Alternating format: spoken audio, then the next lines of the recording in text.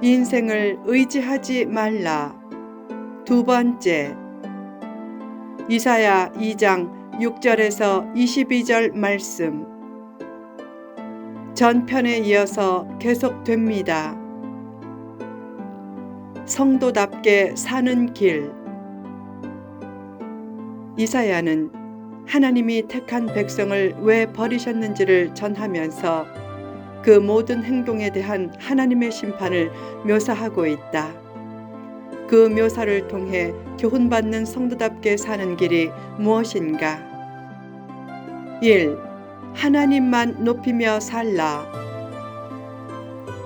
레바논의 높은 백향목과 바산의 상수리 나무도 낮아지고 웅장한 높은 산과 아름답게 솟아오른 작은 언덕도 낮아져야 한다. 최고의 피조물인 인간도 높아질 수 없다면 인간이 만든 높은 망대와 견고한 성벽과 다시스의 배와 아름다운 조각물 등은 더욱 높아질 수 없다. 그처럼 교만한 자는 낮아지고 하나님만 높임 받으셔야 한다. 영웅적인 모습을 보이기보다 늘 겸손하기를 힘쓰라. 예수님은 세상에 계실 때 영웅으로 존재하지 않으셨다. 영웅이 되려는 것은 예수님과 점점 멀어져 가는 표시다. 하나님 나라의 주인공은 영웅이 아니라 겸손한 사람이다. 그가 세상에서는 역사의 주인공이 되지 못해도 영원한 천국에서는 역사의 주인공이 된다. 자기 팽창의 욕구를 절제하라. 나라가 망하는 데는 장점이 원인이 되고 사람이 망가지는 데는 특기가 원인이 된다. 라는 격언처럼 수영을 잘하면 물에서 죽는 경우가 많고 활을 잘 쏘면 전쟁터에서 죽는 경우가 많다. 교만은 패망의 선봉이다. 지금보다 더욱 낮아지고 겸손해지기를 힘쓰라. 말을 잘 못하고 외모가 떨어지고 부족한 모습이 많아도 그 모습 그대로 하나님 앞에 나아올 때 하나님께서 높여주신다. 2. 돈과 우상을 멀리하라. 심판의 날에는 사람이 자기를 위해 경배하려고 만든 모든 화려한 우상이 사라진다. 우상은 자기를 위해 경배하려고 만든 것이다. 우상 숭배와 이기주의는 한통속이라는 뜻이다. 돈과 성공을 너무 바라보거나 내세우지 말라. 돈과 성공은 무력한 우상이 될 수 있다. 하나님의 심판대가 되면 돈과 성공은 아무런 힘을 발휘하지 못한다. 선하게 사용하려고 돈과 성공을 추구해도 그것에 너무 집착하거나 그것을 하나님보다 앞세우지는 말라. 신상이나 고목나무나 부적 등만 우상이 아니다. 하나님보다 더 앞세우고 사랑하는 것은 다 우상이다. 배우자나 자녀를 뜨겁게 사랑하되 하나님보다 더 사랑하지는 말라. 하나님보다 더 사랑하는 것은 불행의 사막이 된다. 그것은 결국 사랑하는 배우자와 자녀를 오히려 불행하게 만든다. 자녀를 우상처럼 키우는 것은 사랑이 아니다. 나중에 보면 그렇게 키운 자녀가 비신앙적으로 행동하고 부모의 걱정거리가 된다. 내 자녀가 아닌 하나님의 자녀임을 인정해야 자녀가 우상처럼 되지 않는다. 자녀가 우상이 되면 영적인 의미에서 하나님께서 번제의 제물로 삼으실 수도 있다. 자신이 가진 것은 무엇이든지 하나님이 주신 것이라 생각하고 하나님의 뜻대로 사용하려고 하라.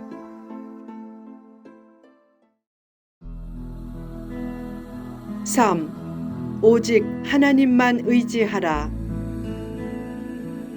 이사야가 하나님의 위대성과 유일성을 언급하며 내린 결론의 말씀은 인생을 의지하지 말라는 말씀이다. 타인이나 자신을 의지하면 결국 한 가수의 고백처럼 난 참 바보처럼 살았군요 라는 고백밖에 남지 않는다. 회화는 대개 인생을 의지하기에 생기는 것이다. 삶은 선택에 따라 좌우된다. 하나님 편을 선택해 생기는 회개만이 사람 편을 선택해 생기는 회한을 잠재울 수 있다. 자기에게 집중하면 행복의 질이 떨어지지만 남에게 조금 더 집중하면 행복의 질이 조금씩 올라간다. 하나님께 집중하면 행복의 질은 최고가 된다. 위인에게도 절망과 어둠은 있지만 하나님을 붙잡으면 절망과 어둠의 나락에 깊이 떨어지지는 않는다. 고난은 하나님과 더 멀어지게 만들 수도 있고 하나님을 더 의지하게 만들 수도 있다.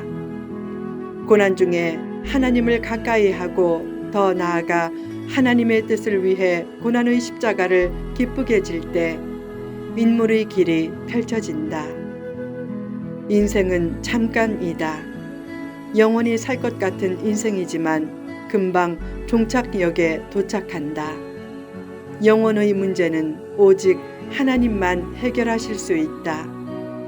이 평범한 사실을 깊이 깨닫고 사는 것이 복이다.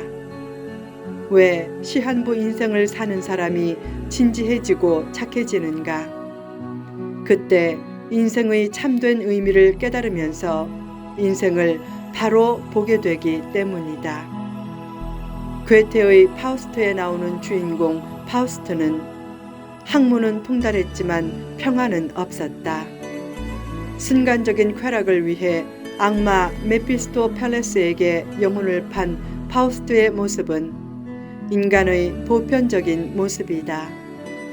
그가 죽음을 생각할 때 새벽 바람을 타고 들려온 예수 다시 사셨네 라는 부활 찬송을 듣고 새롭게 될 수 있었다. 쾌락과 이기주의에 자신을 팔지 말고 늘 자기 소명을 생각하며 살라. 그때 물질에 대한 집착을 넘어서면서 더 나은 미래가 펼쳐질 수 있다.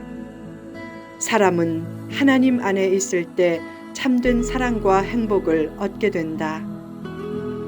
인생의 의미와 목적은 공부로 알 수 없고 오직 하나님만을 통해 알 수 있다. 인생의 문제도 하나님만 온전히 의지할 때 해결된다. 사람은 신뢰할 수 없다. 때로는 가장 가까운 사람도 배반한다. 욥이 고난을 당하자 아내는 하나님을 욕하고 죽으라 라고 했다. 그런 경우가 빈번하기에 사람의 도움을 온전히 신뢰할 수 없다. 또한 사람의 능력과 지식과 모범도 온전히 신뢰할 수 없다. 중동의 한 정결한 수도사는 어떤 유혹에도 끄떡하지 않아서 대부분의 귀신들이 벌벌 떨었다. 그때 한 늙은 귀신이 자신 있게 내가 시험을 걸겠다 라고 한 후 수도사를 찾아갔다. 그 귀신이 말을 걸었다. 수도사님. 수도사가 의연히 대답했다. 왜 그래? 늙은 귀신이 수도사 귀에 대고 속삭였다. 수도사님의 친구가 알렉산드리아의 대주교가 되었어요. 그 말을 듣자 대번에 수도사의 얼굴빛이 달라졌다. 그처럼 모든 사람의 밑바탕에는 질투심이 있다. 사람은 신이 아닌 사람이다. 사람은 온전히 믿고 의지할 대상이 아니다. 어느 날 한 아빠가 6살짜리 아들과 함께 뒷동산에 놀러 갔다. 뒷동산의 만발한 꽃을 구경하느라고 아들이 아빠의 손을 놓고 정신없이 돌아다녔다. 그때 아빠는 아이가 어떻게 하나 보고 싶어 슬쩍 바위 뒤에 숨었다. 날이 조금 어두워지자 아들은 그때야 아빠가 없는 것을 알고 무섭다고 울면서 아빠를 원망했다. 그러나 진짜 잘못은 아들이 꽃동산이 아름답다고 아빠의 손을 놓은 것이다. 그때 아빠는 계속 아들을 지켜보고 있었다. 그처럼 하나님은 지금도 여전히 우리를 지켜보고 계신다. 살다 보면 넘어질 때도 있다. 그때 하나님께 두 손 들어 항복하고 하나님이 붙잡아 주시는 힘으로 그 상황을 딛고 일어서라. 거대하고 집요하고 광범위하게 펼쳐져 있는 불의한 역사를 반전시키는 것이 쉽지는 않지만 하나님이 도와주시면 못할 것도 없다.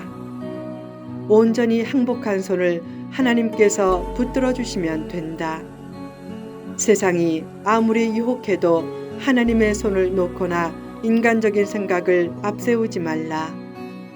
인간적인 생각으로는 99%가 될 것 같아도 결국 안 되지만 믿음으로 살면 99%가 안 될 것 같아도 결국 된다.